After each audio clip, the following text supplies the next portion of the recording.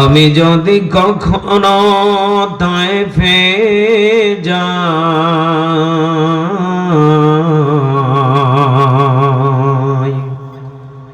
বলবো মাটিকে ডেকে নবীজির খুন ঝরলো কোথায়।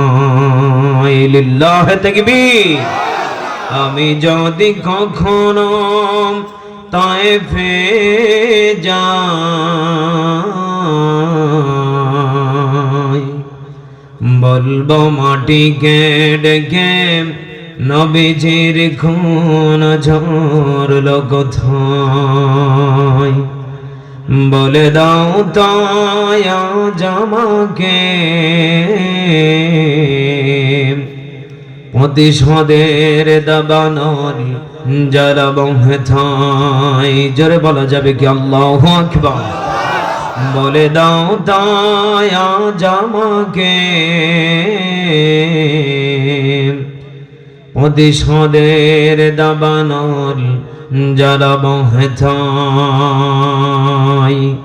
হেরার গুহায় তোমারি ধ্যান, আসমান থেকে নামে আল কোরআন। ভাঙলো সবার ভুল তোমারি পরে, আসলো কোরআনের ছায়া তলে। খালিদ ওমর আলী আবু বকর ইসলামী ঝান্ডা নীল যে তুলে।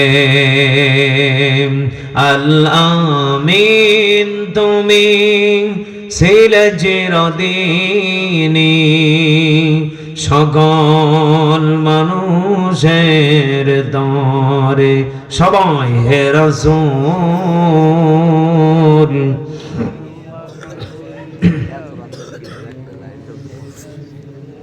হে রাসূল তোমাকে ভুলি আমি কেমন করে, হাজারো ব্যথা বেদনার পরে। ফিরে আসনি তুমি আপন ঘরে, দিনের আলো তুমি ছড়িয়ে দিতে। চলে গেলে মদিনায় মক্কা ছেড়ে। হে রাসূল তোমাকে ভুলি আমি কেমন করে। হে রাসূল তোমাকে ভুলি আমি কেমন করে। কলিজার টুকরা প্রাণ প্রিয় বাবাজিরা বলেন তো দেখি রাসূলকে ভোলা যাবে? আরো জোরে বলেন ভোলা যাবে? কলিজার টুকরা প্রাণ প্রিয় বাবাজিরা, এই নবীর সম্মান কম না বেশি? এখন অনেকে বলবেন হ্যাঁ নবীর সম্মান বেশি হয়েছে, কি হয়েছে? না, এই নবীকে পাঠিয়েছেন কে? বলেন। এই নবীর সম্মান যদি বেশি না হয়ে থাকতো আপনি আমি উম্মত হিসাবেও দামি হতাম না। কথা বলেন ঠিক না বেঠিক? এজন্য আমার নবীকে দামি বানিয়েছেন কে? এই নবীর সম্মান নিয়ে যদি কেউ খেলতে চায় আমরা কি তাকে ছেড়ে দেব? আর ওসরে বলেন ছেড়ে দেব? আমরা বাংলার জমিন থেকে জানিয়ে দিতে চাই, যারা আমার নবীর সম্মান নিয়ে যারা খেলবে, আমার নবীকে নিয়ে যারা কটূক্তি করবে, আমার নবীর সার্টিফিকেট চরিত্র নিয়ে যারা ছিনিমিনি করবে, ওই সমস্ত রাম বাম নাস্তিকের বাচ্চা মুরতাদের বাচ্চাদেরকে জানিয়ে দিতে চাই, আজকের এই যশোর বেনাপুরের মাটি থেকে আমরা বাংলার বীর মুসলমান তাওহীদি কণ্ঠে জানিয়ে দিতে চাই, বাংলার জমিনে তাজা রক্ত ঢেলে দিতে রাজি আছি, বাতিলের কাছে মাথা নত করতে রাজি নাই।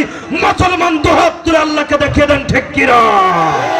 নারে তাকবীর, নারে তাকবীর, নারে তাকবীর। নাস্তিকতা নিফাজ্জাক দিন ইসলাম জিন্দাবাদ, নাস্তিকতা নিফাজ্জাক দিন ইসলাম জিন্দাবাদ, কোটি প্রাণে একই আওয়াজ। খোদা দুহি ছাড় পাবে না, এই বাংলায় ঠাই হবে না, মুসলমানরা জেগেছে আজ। তোলো তোলো আওয়াজ তোলো, জোর কদমে সামনে চলো, সবাই মিলে একই তালে দাও না স্লোগান, হে নারে তাকবীর, নারে তাকবীর। মুসলমানের এই দেশেতে নাস্তিকদের ঠাঁই নাই, নাস্তিকদের পক্ষে যারা তাদের কোনো রক্ষা নাই। মুসলমানের এই দেশেতে নাস্তিকদের ঠাঁই নাই, নাস্তিকদের পক্ষে যারা তাদের কোনো রক্ষা নাই। এ দেশেতে থাকতে হলে কোরআন মানতে হবে, কোরআন না মানলে তারা বিতাড়িত হবে, বিতাড়িত হবে। তলো তলো আওয়াজ তলো, জোর কদমে সামনে চলো, সবাই মিলে একই তালে দাও না স্লোগান, হয় নারে তাকবীর, নারে তাকবীর। কলিজার টুকরা বাবাজির, আপনার কি বেজার হয়েছেন নাকি? হুজুরে যে পাওয়ার, হুজুরে দাঁড়িয়ে নেই পিছছে, হুজুর আবার দেখি এখনই যে গরম, ও লাস্টে কি করবে না। আমরা যে মুসলমান, আমাদের ব্যাটারিতে চার্জ যদি না থাকে, ও মাঝ রাস্তায় যে এমনি ড্যাম হয়ে যাবে। কথা বলেন না কেন? এজন্য আমরা মুসলমান, আমাদের ইমানের পাওয়ার জরুরি দরকার আছে না নেই? আরো জোরে বলেন, আছে না নেই? আমরা এখন এমন মুসলমান যে আমরা মাঝ রাস্তায় গিয়ে আমাদের চার্জ ফুরিয়ে যায়। এরকম মুসলমান যদি কেউ হয়ে থাকেন, আমি আপনাদেরকে বলবো, দেখেন এই দুনিয়াটা হচ্ছে ক্ষণস্থায়ের একটা জায়গা। আমাদের ইমান হযরতে আবু বকর, ওমর, ওসমানের মতন থাকা দরকার আছে না নেই? যাদের ইমান এরকম থাকবে, তারা মাঝ রাস্তায় কখনো বলবে না যে আমার ব্যাটারি ড্যাম। কথা বলেন না কেন? এজন্য আমি আপনাদের ব্যাটারিতে ফুল চার্জ এই জন্যই করে নিলাম, যাতে আপনারা সামনে মাঝে উঠাউঠি না করেন, নাকি? এরপরও একটা রোগী থাকে, কারণ সমস্যা তো থাকেই, অনেকক্ষণ ধরে বসে আছেন না। আমি বলবো বেশি সময় লেট করব না, কারণ প্রায় 12টার কাছাকাছি বেজে যাচ্ছে। আমরা অল্প কিছু সময় কোরআন থেকে কথা শুনবো, আর যেটা বাস্তব জীবনে আমাদের প্রয়োজন সেটা মিটাবো ইনশাআল্লাহ। যদি কোনো ব্যক্তি, আল্লাহ পাক বলেন যে আমার কোরআন শোনার জন্য যারা বাড়ির থেকে বের হলো, তাদের প্রত্যেকটা কদমে কদমে ফেরেশতারা নেকি লিখতে থাকে। কত পরিমাণ নেকি! তাদের জীবনের তামাম গুনাহগুলি মাফ করে দেয়। বলেন সুবহানাল্লাহ। এখন আপনি যে জায়গাতে এসেছেন, এখানে আসার পরে আপনি যদি পেঁয়াজি আর ঝোর খেয়ে যদি বলেন হ্যাঁ আমার নেকি সব পেয়ে গিয়েছি, গুনাহ মাফ করে দিয়েছে, কি হবে? এই কায়দার মুসল্লি মনে হয় এলাকাতে নেই, আছে? আল্লাহ পাক বলেন ওয়া নাহশুরুহু ইয়াউমাল কিয়ামাতি আমা। আমি আল্লাহ কিন্তু 3 শ্রেণীর ব্যক্তিকে কিয়ামতের মাঠে অন্ধ করে তুলব। দেখেন তো এই শ্রেণীর লোকগুলি এই এলাকাতে আছে না নেই? আল্লাহ পাক বলেন 1 নম্বর, ওরা দেখেছিল যে এখানে যুবক কিছু পোলাপান এই খলসি গ্রামে এত সুন্দর করে তারা কষ্ট পরিশ্রম করে মাথার ঘাম পায়ে ফেলে ওরা সাজিয়েছিল একটা জান্নাতের বাগান। আল্লাহু আকবার। আর এই জান্নাতের বাগান ওরা দেখেছিল, কিন্তু দেখার পরে না দেখার ভান করে টুনটুনির সাথে সময় কাটিয়েছিল। আল্লাহ পাক বলেন ও পিয়াজি ঝোর আর টুনটুনির সাথে সময় কাটানোর কারণে আমি আল্লাহকে দেখবো জাহান্নামে যাচ্ছে, কিন্তু আমি আল্লাহ না দেখার পরে না দেখার ভান করে ওকে জাহান্নামে ফেলে দেব। সুবহানাল্লাহ, নাউজুবিল্লাহ বলেন। হ্যাঁ, আপনার ছেলে আপনার সামনে পুড়ে মারা যাচ্ছে আর আপনি সুবহানাল্লাহ পড়েন। হ্যাঁ, এজন্য আমরা সকলেই মনোযোগ দিয়ে আল্লাহর কোরআন থেকে কথা শুনবো ইনশাআল্লাহ। কি আপনারা কি থাকবেন না যাবেন? আপনাদেরকে একটা মিনিট আমি কষ্ট দিব। বাংলাদেশের ঐতিহ্যবাহী জেলা যশোর বেনাপোল যুব সমাজ ও খলসি গ্রাম কেন্দ্রীয় জামি মসজিদের উদ্যোগে 1ম বার্ষিক। আর এই মাহফিলের পিছনে আমাকে যে ভাই বারবার করে সর্বনিম্ন আজকে 50 থেকে 100 বার ফোন করেছেন, আলহামদুলিল্লাহ বলেন। বেশি না আর কি, আপনারা কেউ কিছু মনে করবেন না, এটা আর কি হাসির ছলে বলতেছি। আমাদের আসাদুজ্জামান ভাই যুবক মানুষ, অত্যন্ত ট্যালেন্ট এবং অত্যন্ত মেধাবী এবং অত্যন্ত আমাকে ভালোবেসে মহব্বত করে আপনাদের এই মাঝে আমাকে এনেছেন আল্লাহ পাকের দয়াতে, আলহামদুলিল্লাহ বলেন। আজকে এই তাফসিরুল কোরআন মাহফিল ওনারা মাথার ঘাম পায়ে ফেলে এটাকে জান্নাতের বাগানটাকে সাজিয়েছেন, এতে আপনারা খুশি না বেজার? এই জান্নাতের বাগানে আসার পরে যদি একটা আমল নিয়ে বাড়িতে না যেতে পারেন, তাহলে ওই কপাল কি কোনো দাম আছে? বলেন তো দেখি। এজন্য এই জান্নাতের বাগান আমার কলিজার টুকরা বড় ভাই আসাদুজ্জামান সহকারে ওনার সহকর্মী যারা ছিলেন এবং আছেন এখনো পর্যন্ত, আল্লাহ পাক সমস্ত এলাকার মুরব্বী মা বোনদের প্রতি এবং আমার যুবক ভাইদের প্রতি আল্লাহ তাআলা হায়াতের ভিতরে বারাকা দান করুন, পড়েন আমিন। আল্লাহ পাক রব্বুল আলামিন আমার আগে সেই ভাই আলোচনা করেছেন হাফেজ মাওলানা মোহাম্মদ ইকবাল মাহমুদ তাওসিফ, আল্লাহ পাক এই ভাইকেও দ্বীনের সাথে ইখলাসের নিয়তে কবুল করুন, পড়েন আমিন। এবং সারা বিশ্বের মুসলমানদেরকে আল্লাহ তাআলা দ্বীনের সাথে ইখলাসের নিয়তে বাঁচিয়ে রাখুন এবং হায়াতের ভিতরে বারাকা দান করুন, সকলে পড়ুন আমিন। আল্লাহ রাব্বুল আলামিন বলেন, হে আমার বান্দা বান্দীরা, এই পৃথিবীর ময়দানে যে আমি আল্লাহ তোমাদেরকে পাঠিয়েছি, আমি আল্লাহ তোমাদেরকে অল্প কিছু সময়ের জন্য পাঠিয়েছি। বলেন তো দেখি, আপনারা যে এখানে এসেছেন, এখানে কি সারা রাত থাকবেন? আপনাদের প্রত্যেকটা মানুষের প্রত্যেকটা কর্ম আছে না নেই? আপনাদের ফ্যামিলি মেম্বার আছে না নেই? বাড়ি ঘর সবার আছে। এই শীতের ভিতরে আপনারা বাড়ি ঘর ফেলে, বউ বেটি বাচ্চা কাচ্চা ফেলে রেখে এই শীতের ভিতরে আপনারা এসেছেন, আপনাদের উদ্দেশ্য আছে না নেই? এখন আমি যদি বলি না আপনারা সারা রাত থাকেন, হয়তো কিছু লোক থাকবে, কারণ আমার ওয়াদা রাখবে। কিন্তু আমি মনে করি এখানে 3 দলের ভিতরে 2 দলই চলে যাবে, 1 দল থাকতে পারে নাকি? এখন আমি কি চাই যে আপনাদের কষ্ট হোক? আল্লাহ পাকও বলতেছে যে আমি যে তোমাদেরকে দুনিয়াতে পাঠিয়েছি, আমি আল্লাহ চাই না যে আমার বান্দারা জাহান্নামে যাক। আমি আল্লাহ অল্প সময়ের জন্য আমি তোমাদেরকে মুসাফির খানায় পাঠিয়েছি। এ দুনিয়াতে থেকে তোমরা কিছু কর্ম করে আমি আল্লাহ তোমাদেরকে যে একটা মাটির ঘর, যেখানে তোমাদেরকে চিরস্থায়ী থাকা লাগবে, সে জায়গাতে তোমরা যে যেন শান্তিতে থাকতে পারো, আলহামদুলিল্লাহ বলো। এজন্য আল্লাহ রাব্বুল আলামিন বলেন, হে আমার বান্দা বান্দীরা, আমি যে তোমাদেরকে দয়া করে মায়া করে পাঠিয়েছি এবং তোমরা কেউ ছিলে না, সেখান থেকে আমি আল্লাহ তোমাদেরকে পাঠিয়েছি। বলেন তো দেখি, আল্লাহর ভালোবাসা আমাদের প্রতি আছে না নেই? আর ওসরে বলেন, আছে না নেই? আল্লাহ রাব্বুল আলামিন বলেন, হে আমার বান্দা বান্দীরা, এই পৃথিবীর ময়দানে আমি আল্লাহ রাব্বুল আলামিন যত মানুষ এবং যত জিনকে সৃষ্টি করেছি, যত প্রাণী, যত আশরাফুল মাখলুকাত আমি আল্লাহ সৃষ্টি করেছি, সবার চাইতে তোমাকে বান্দা উত্তম চরিত্র দিয়ে বানিয়েছি। চিৎকার মেরে বলেন সুবহানাল্লাহ। আল্লাহ রাব্বুল আলামিন বলেন, হে আমার বান্দা বান্দীরা, এই পৃথিবীর ময়দানে তোমাদের কারো একটা অস্তিত্ব ছিল, জিরো থেকে হিরো বানিয়েছেন কে? বলেন বলেন। আল্লাহ রাব্বুল আলামিন বলেন, আল্লাযী খালাকাল মাউতা ওয়াল হায়াতা লিয়াবলুয়াকুম আইয়ুকুম আহসানু আমালা ওয়া হুয়াল আজিজুল গফুর।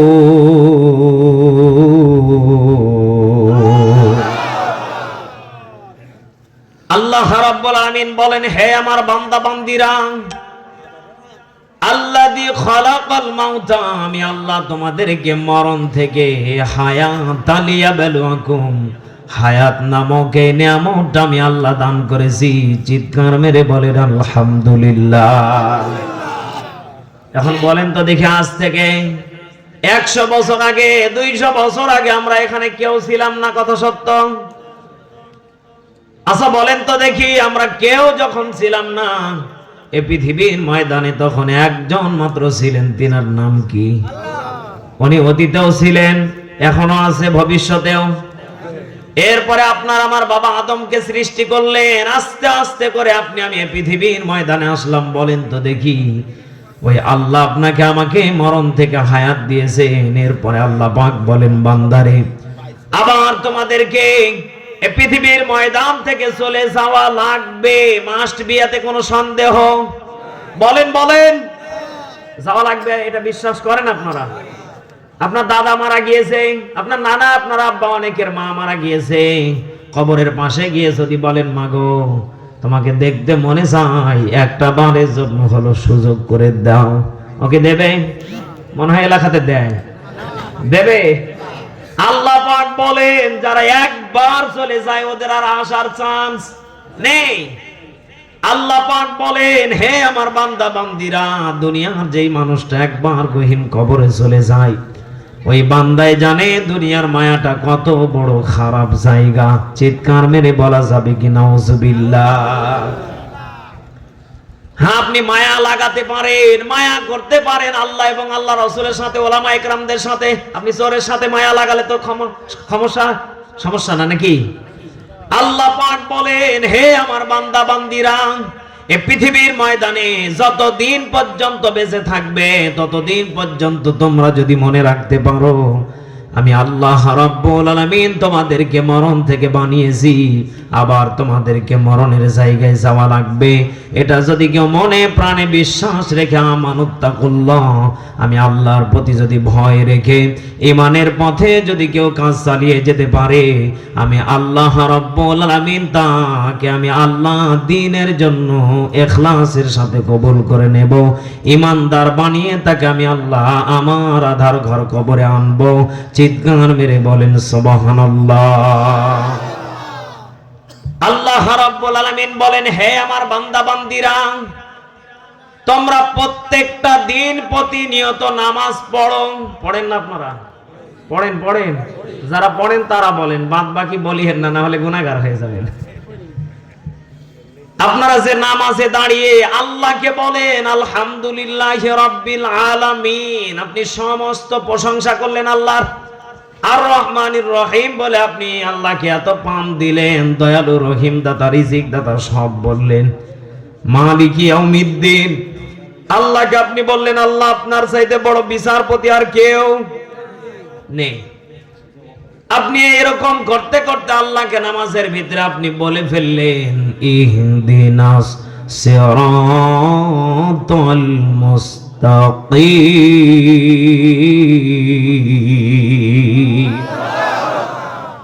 আল্লাহ পাক বললেন, হ্যাঁ বান্দা তুমি কি চাও?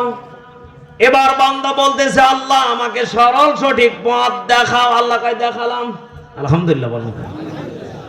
আচ্ছা, আল্লাহর কাছে যদি কেউ কিছু চায় আল্লাহ কি দেবে না? আল্লাহ পাক বলেন, দুনিয়ার মানুষের কাছে চাইলে আমি আল্লাহ লজ্জিত হই। জোরে কন্যা নাউজুবিল্লাহ। আল্লাহ পাক বললেন, বান্দা তুমি আমার কাছে যখন চাইলে আমি আল্লাহ তোমাকে সরল সঠিক পথ দেখালাম, কিন্তু আমার দেশে এমনও মুসলমান আছে নামাজ শেষ হওয়ার পরে বলে, কি রে আব্দুল্লাহ ওই টাকাটা দে।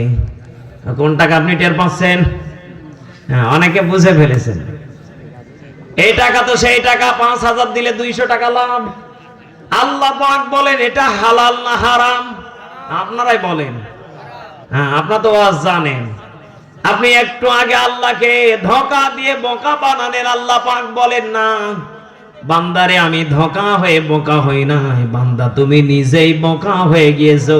কারণ আমি আল্লাহ তোমাকে দয়া করে মায়া করে বানিয়েছি।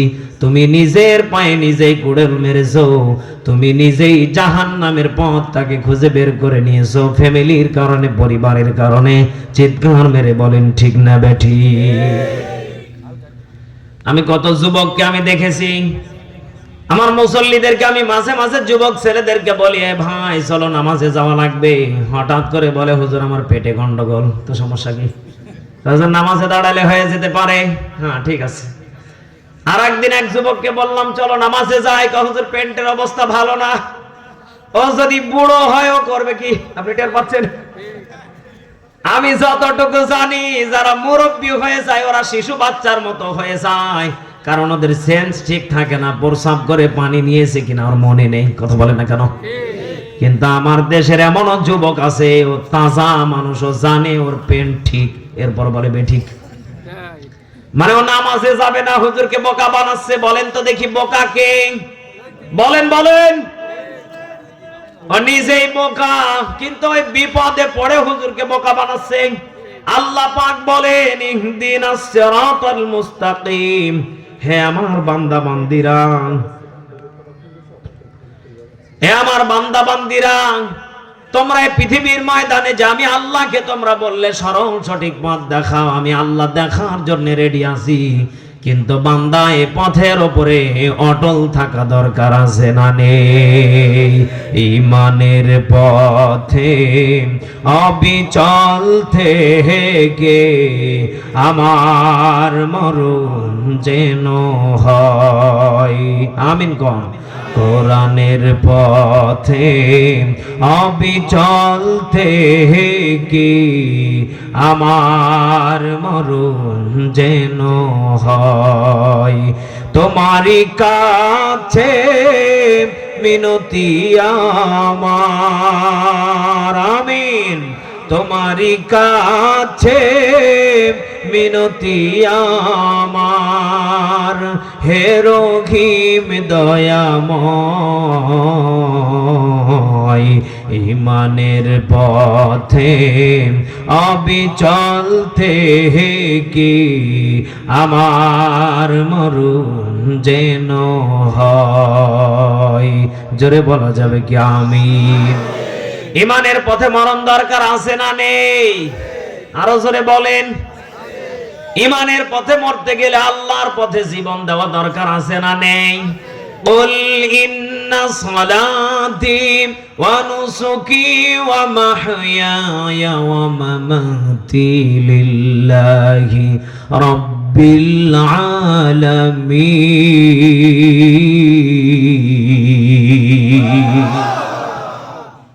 আল্লাহ রাব্বুল আলামিন বলেন, হে আমার বান্দা বান্দি, তোমার নামাজ, তোমার রোজা, তোমার হজ, তোমার যাকাত, তোমার কুরবানি হওয়া লাগবে কার জন্য? বলেন বলেন। না আপনার এলাকার সব থেকে দামি যে লোক ওর জন্য? আল্লাহ পাক বলেন, যারা আমার জন্য জানমাল কুরবানি করবে, যারা অপবিত্র নেতাকে যারা পবিত্র বানিয়ে দিতে পারে, বলেন তো দেখিও মাঝে মাঝে নেতার নামও কুরবানি করে। কথা বলেন না কেন? আর নেতা প্রসাব করে পানি নেয় না, ও পবিত্র বানিয়ে ফেলে, আছে না নেই? কথা বলেন না কেন? আছে আছে। আল্লাহ পাক বলেন, এই কারণে আমি আল্লাহ আয়াতটাকে নাযিল করেছি, বান্দারে তোমার জান মাল সব কিছু যখন আমি আল্লাহর জন্য হবে, দুনিয়ার কাউকে দেখানোর জন্য না। অপবিত্রকে পবিত্র বানিয়ে তুমি দিতে পারো, কিন্তু না রে বান্দা, না, তুমি লোভ দেখানোর কারণে, মানুষকে উৎসাহিত করার কারণে এটা করতে পারো, কিন্তু আমি আল্লাহর জন্য যারা জানমাল কুরবানি করে দেবে, আমি আল্লাহ রাব্বুল আলামিন তার জন্য আমি আল্লাহ খুশি হয়ে তাকে জান্নাত দিয়ে দেব। বলেন সুবহানাল্লাহ। একটু জিকির করি, সুবহানাল্লাহ, আলহামদুলিল্লাহ।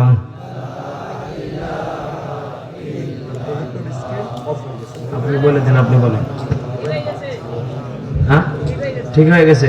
সুবহানাল্লাহ, আলহামদুলিল্লাহ, লা ইলাহা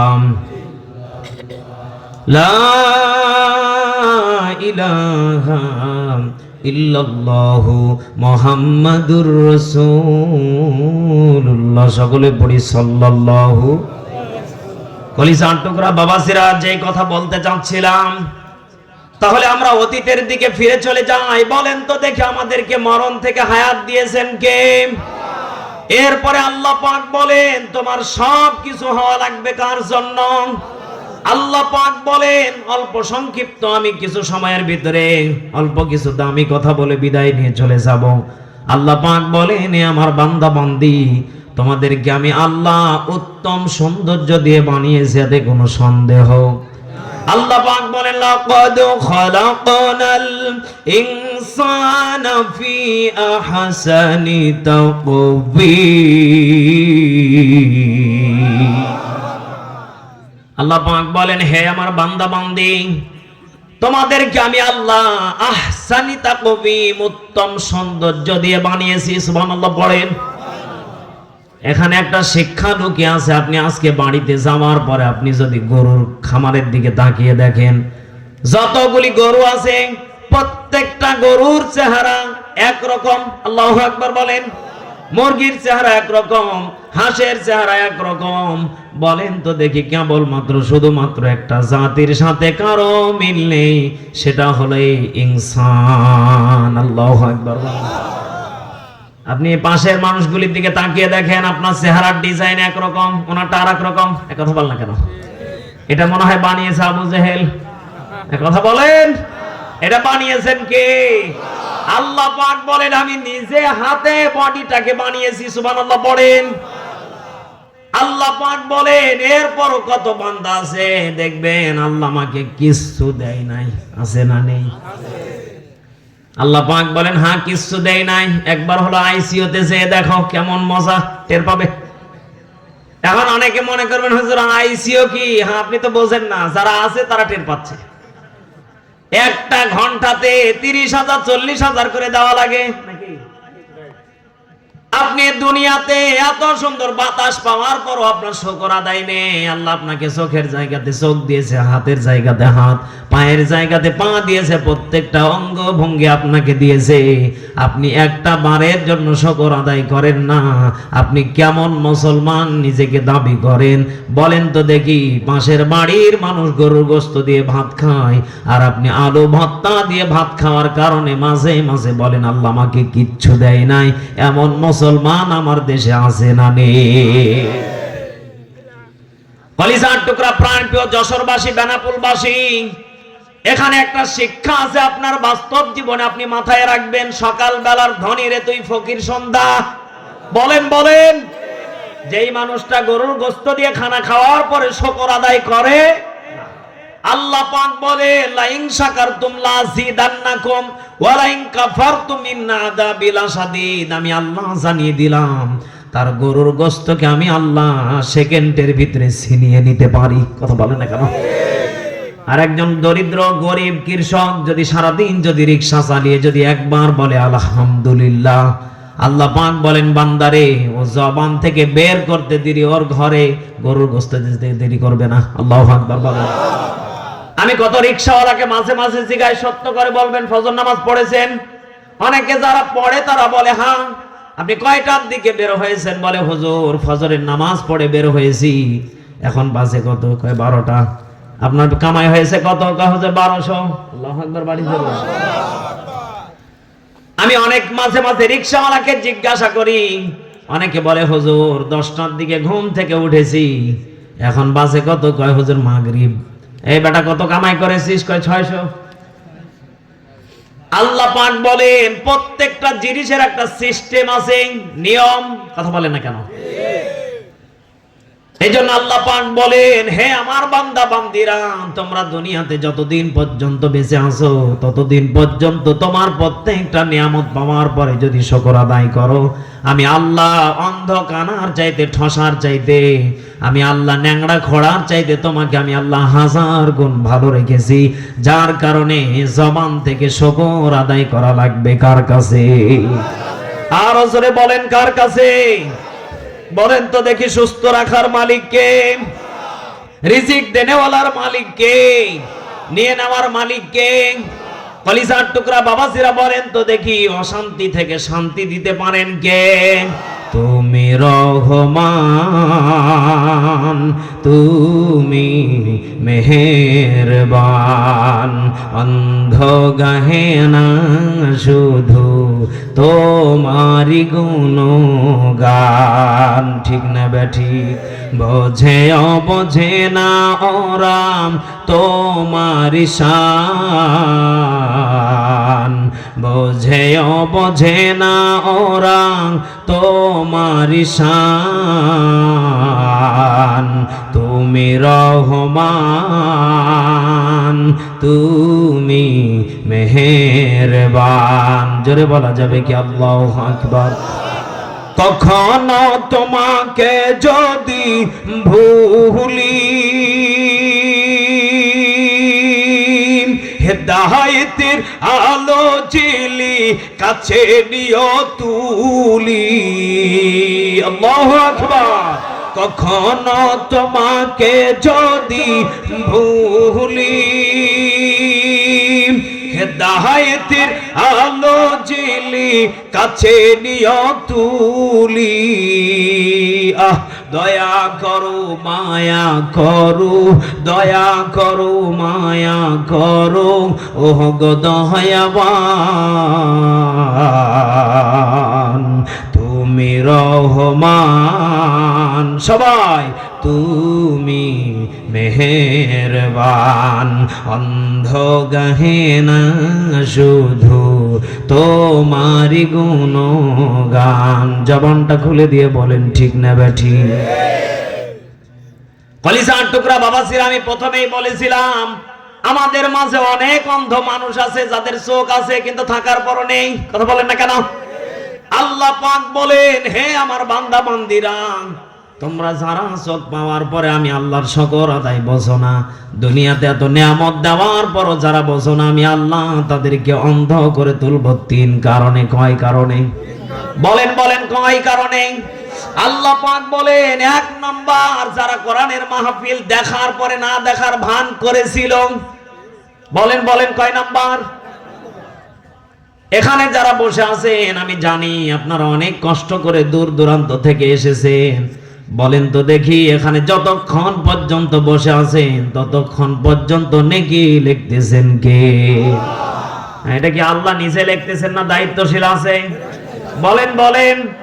আল্লাহ পাক বলেন, কিরামান কাতিবিনা ইয়ালামুনা মা তাফআলুন।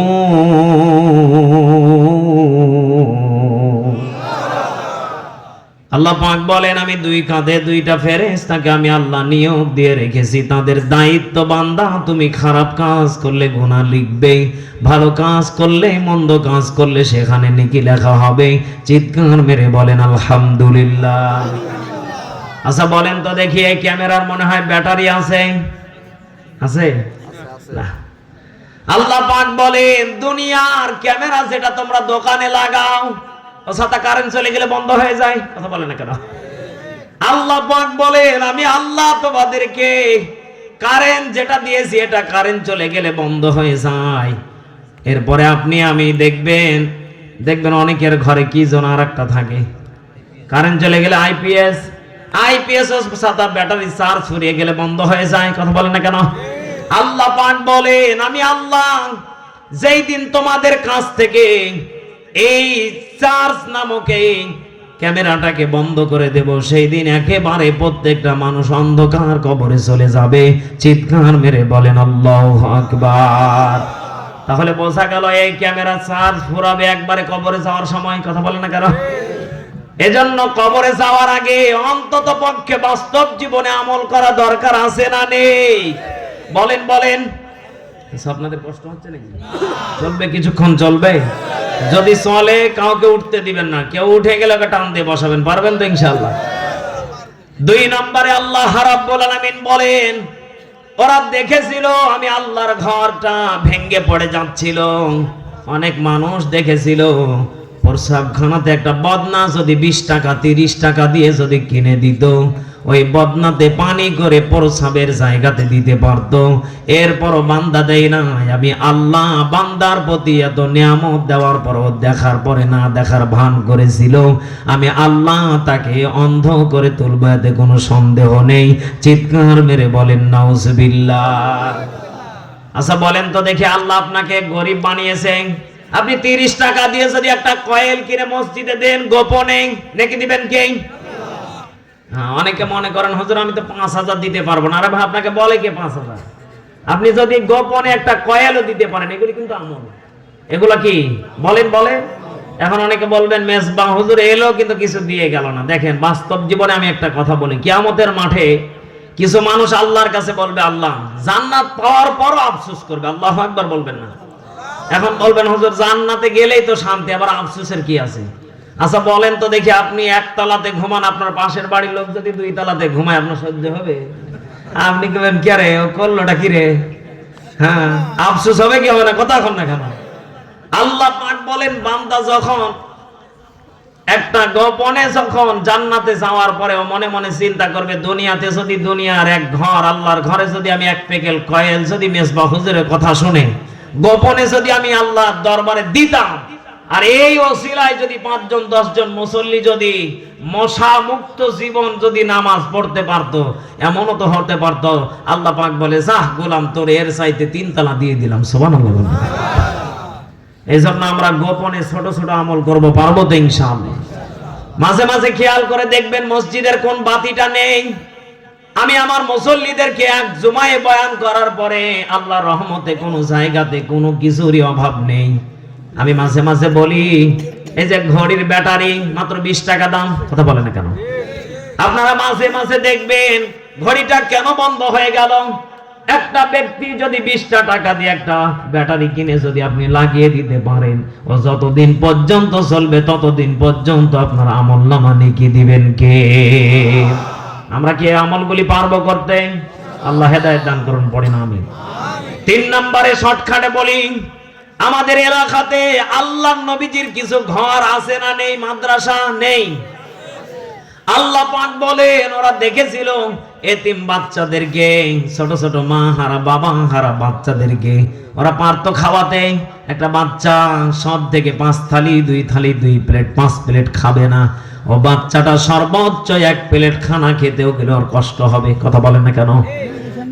মাঝে মাঝে আপনারা বাচ্চাদেরকে যদি 5 টাকা 10 টাকা দেন, আল্লাহ পাক বলেন এই বাচ্চাগুলি কবরের ভিতরে মৌমাছি চাকের মতো গিয়ে ফেরেশতা প্রশ্ন করার আগ মুহূর্তে কবরটাকে ঘেরাও করে ফেলবে, আর আল্লাহর কাছে অভিযোগ করে জানাবে, আল্লাহ এই ব্যক্তিটা দুনিয়াতে আমার মাথায় হাত বলিয়ে দিয়েছিল, আপনি না বলেছেন নবীজির দ্বারাই। আল্লাহর নবীজি একটা হাদিসের ভিতরে বর্ণনা করেন, এতিমদের মাথায় কেউ যদি হাত বোলায় ওর মাথায় যত পরিমাণ চুল আছে তত পরিমাণ নেকি পেয়ে যাবে। চিৎকার মেরে বলেন সুবহানাল্লাহ। ওই চুলগুলি মৌমাছির মতো এসে কবরটাকে ঘেরাও করে ফেলবে। আল্লাহ পাকের কাছে অভিযোগ করবে, আল্লাহ এই ব্যক্তিটা আমার মাথায় হাত বুলিয়েছিল, শীতের দিনে আমাকে একটা পোশাক দিয়েছিল, শীতের দিনে আমাকে একটা টুপি দিয়েছিল, মাফলার দিয়েছিল, শীতের দিনে আমাকে একটা কোটি দিয়েছিল, আল্লাহ শীতের দিনে আমাকে একটা কম্বল দিয়েছিল, আল্লাহ তাকে মাফ করে দাও। আল্লাহ পাক বলেন, বান্দারে ও জবান থেকে বের করতে দেরি, আমি আল্লাহ ফেরেশতার প্রশ্নকে বন্ধ করে দিতে দেরি করব না। বিনা প্রশ্নতে আমি আল্লাহ তাকে 5-এর সার্টিফিকেট দিয়ে জান্নাত থেকে পোশাক পরিধান করিয়ে দেব। চিৎকার মেরে বলেন সুবহানাল্লাহ। জান্নাত চির সুখেরই ঘর, জান্নাত চির সুখেরই ঘর, ওগো জানতে যদি তুমি মায়া ঘেরা রঙিন হে পৃথিবী নয়তো সুখের খনি। চিল্লা বলেন ঠিক না ব্যাঠি? জান্নাতে পাবে তুমি ভরে গেলমান যা চাবে, জান্নাতের সব নেয়ামত তোমায় স্বাগতম জানাবে। মারহাবা। শর্ত একটাই, তোমাকে দিতে হবে কুরবানি, শর্ত একটাই, তোমাকে দিতে হবে কুরবানি। করতে পারো তুমি যদি, করতে পারো তুমি যদি এক আল্লাহর গোলামি, মায়া ঘেরা রঙিন পৃথিবী নয়তো সুখের খনি। চিল্লা বলেন ঠিক না ব্যাঠি? আজকের মাহফিলে অনেক মা বোন এসেছে, আমি যতটুকু জানি এই এলাকাতে এমন মানুষ আছে বইয়ের কাছে এতিম। কথা বলেন না কেন? আপনি হেসে উড়িয়ে দিচ্ছেন না, এখানে একটা শিক্ষা লুকিয়ে আছে। এই গজল থেকে আমি যেটা তথ্য পেয়েছি, এই গজল আপনাকে আমাকে এটাই বোঝাতে চাচ্ছে, দুনিয়াটা মায়া ঘেরা পৃথিবী, বড় স্বার্থপর। কথা বলেন না কেন? গতকালকে আমার মাহফিল ছিল নওগাঁ জেলা না কি জয়পুরহাট জেলা। এই জয়পুরহাট জেলাতে আমি 5 বিবি হিলি বর্ডার এলাকা, এটাও তো বর্ডার এলাকা, এই যশোরের বর্ডার এলাকা, আর এক বর্ডারে ছিলাম উত্তরবঙ্গে। সেখান থেকে আমি আপনাদের মাঝে আসার ওখানে গতকালকে আমি বয়ান করতেছিলাম।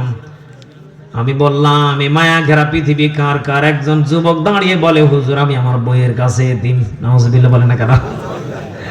আপনি হেসে উড়িয়ে দিচ্ছেন না, এখানে একটা শিক্ষা লুকিয়ে আছে। ওকে বলবো, কারণ মা বোনদেরকেও জান্নাতে যাওয়া দরকার আছে না নেই? বলেন বলেন। আল্লাহর নবীজি বলেন, ক্বালান নবী সাল্লাল্লাহু আলাইহি ওয়াসাল্লাম, আদ-দুনিয়া কুল্লুহা মাতাউল খায়র ওয়া খায়রুল মাতাঈদ দুনিয়া ইমরাতুস সালিহাত। এই 4টা আমল যদি কোনো মহিলার ভিতরে থাকে, নিঃসন্দেহে ওই মাটাকে আল্লাহর নবীজি বলেন আমার বিবি খাদিজার সাথে জান্নাতে যাবে। চিৎকার মেরে বলেন সুবহানাল্লাহ। হ্যাঁ, যুবকেরা জোরে সুবহানাল্লাহ কয়, মানে মা বোনদের অস্ত টের পাচ্ছে ওরা। হ্যাঁ মা বোন, আপনাকে আমি জানিয়ে দিতে চাচ্ছি, আপনার বাস্তব জীবনে যদি কয়টা আমলের কথা বলেছি, 4টা। এই 4টা আমল যদি কোনো মা বোন করতে পারে, দেখেন অনেক মা বোনেরা বলবে এ হুজুর এতদিন কোথায় ছিল। 1 নাম্বার, আল্লাহর নবীজি বলেন, 1 নম্বর, স্বামী যখন কর্ম শেষ করে আসবে, বাহির থেকে যখন কাজ কর্ম শেষ করে আসবে, তখন স্বামীকে আনন্দ দেওয়া লাগবে। ও কি তা দেয়? মেম্বার সাহেব দেয়? এই কথা বলেন না কেন? দেয়? সত্য করে বলেন, দেয়? দেয় না। কলিজার টুকরা মা বোনেরা, আপনাদের নামে এত কেন অভিযোগ গো? যশোরবাসী, বেনাপোলবাসী, আমার মা বোনদেরকে আমি সতর্কতার বাণী দিয়ে যাচ্ছি না। এটা হাসির কথা না, হাসির খোরাক না। কারণ এখান থেকে আমাদের কবরটা বড় ভয়াবহ। স্বামী নিজের কবরে যাবে, স্ত্রী নিজের কবরে যাবে, এতে কোনো সন্দেহ। আল্লাহর নবীজি বলেন, যদি কোনো স্ত্রী স্বামীকে যদি আনন্দ দিতে পারে, স্বামী মাঠ থেকে কর্ম শেষ করে এসেছে, স্বামীকে বলবে, স্বামী গো 5টা মিনিটের জন্য বাসার কাজ বিরতি বন্ধ থেকে যাবে। আপনার হাঁস মরে যাবে না, গরু মরে যাবে না, ছাগল মরে যাবে না, মুরগি মরে যাবে না।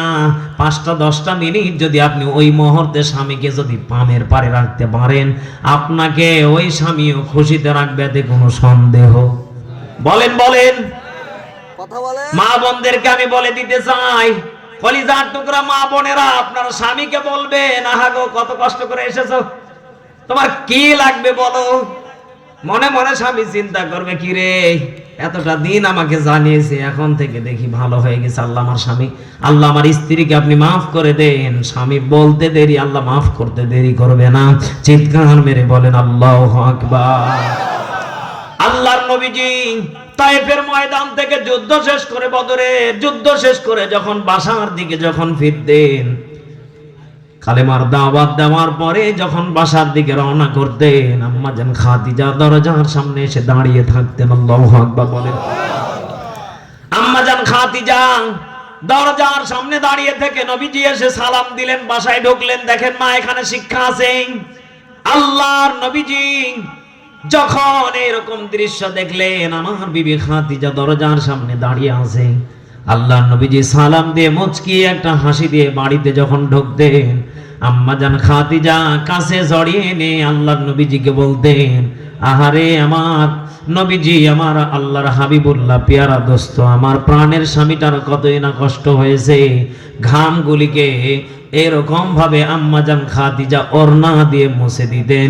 চিৎকার মেরে বলেন আল্লাহু আকবার। আর এখনকার যারা ডিজিটাল ভাবি আছে, ওর সঙ্গে সঙ্গে বলবে, তোমার শরীর থেকে এত পাঁঠার মতো গন্ধ কেন? হ্যাঁ, কথা বলে না কেন?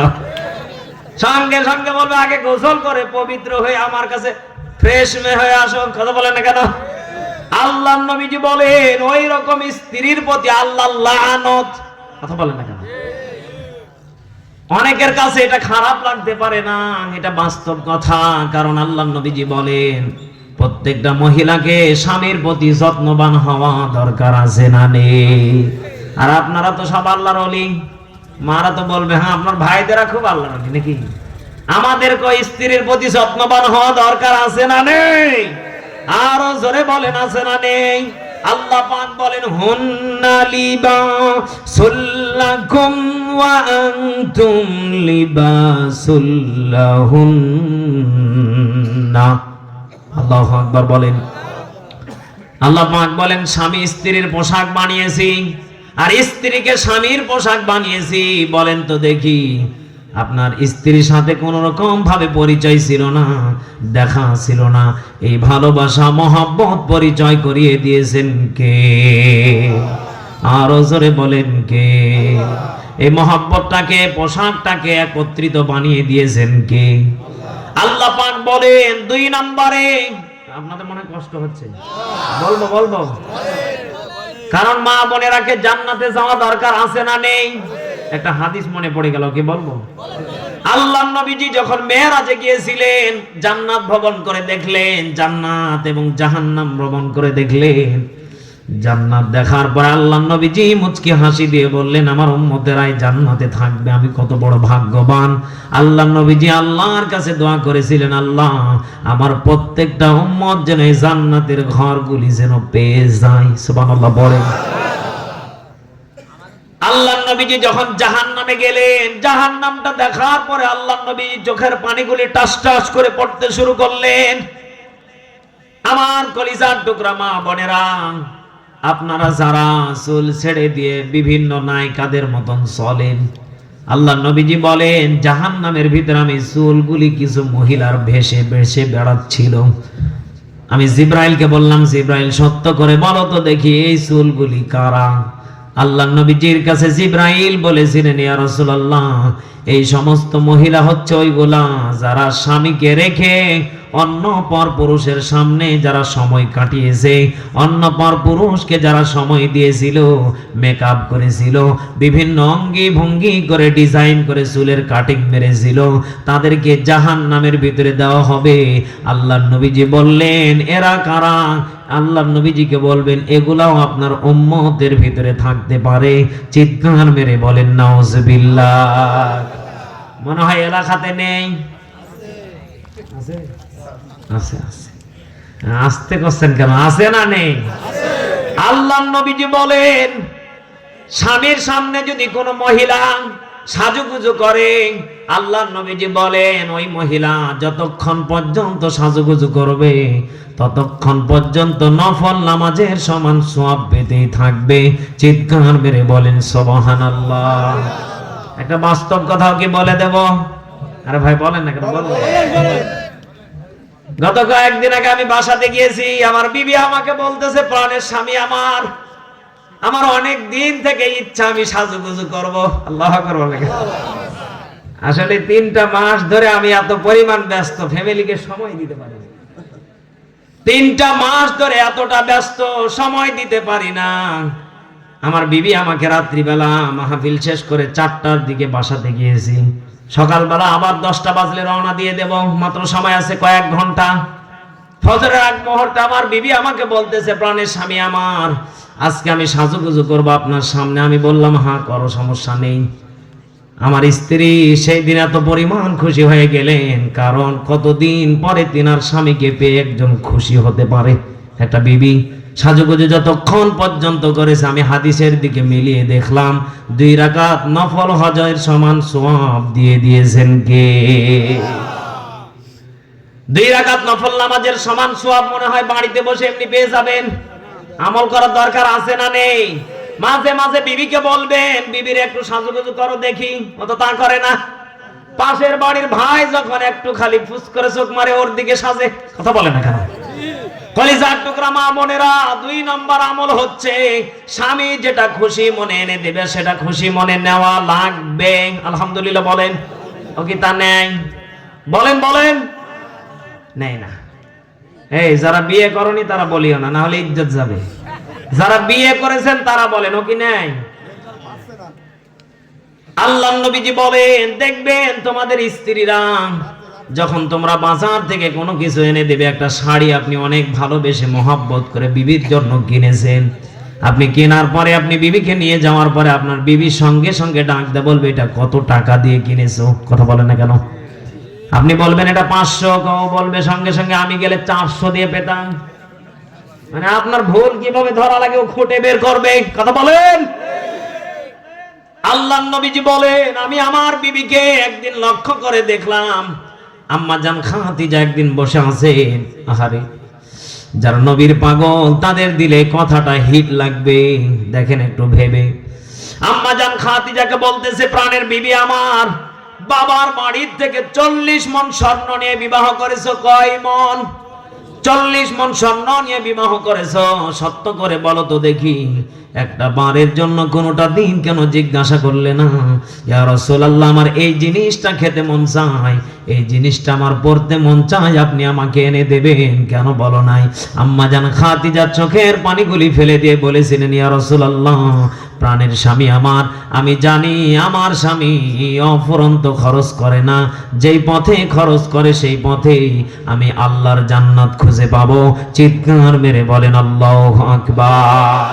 আল্লাহর নবীজি চোখের পানিগুলি ফেলে দিলেন, টস টস করে চোখের পানিগুলি ফেলে দিয়ে আম্মাজান খাদিজার দিকে তাকিয়ে দেখলেন পোশাকের দিকে। কোথায় আরো জোরে বলেন? পোশাকের দিকে তাকিয়ে দেখেন আম্মাজান খাদিজা যেই পোশাকটা পরিধান করে আছে, এই পোশাকটা এত পরিমাণ তালি দেওয়া আছে, যেই পোশাকটার একবার যদি ছেড়ে যায় পোশাকটাতে তালি দেওয়ার মতো আর জায়গা নেই, স্থান নেই। আল্লাহর নবীজি ডাক দিয়ে বললেন, বিবি খাদিজা সত্য করে বলো তো দেখি, একটা বারের জন্য কেন একটা নতুন পোশাকের আবদার করলে না?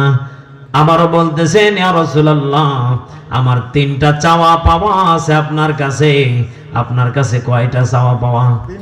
দুনিয়ার কোনো চাওয়া পাওয়া নেই, আপনার কাছে আপনার 3টা চাওয়া পাওয়া আছে। যেই 3টা চাওয়া পাওয়া আপনি পূরণ করতে পারবেন সেটা হলো আখিরাতের পুঁজি। চিৎকার মেরে বলেন আল্লাহু আকবার।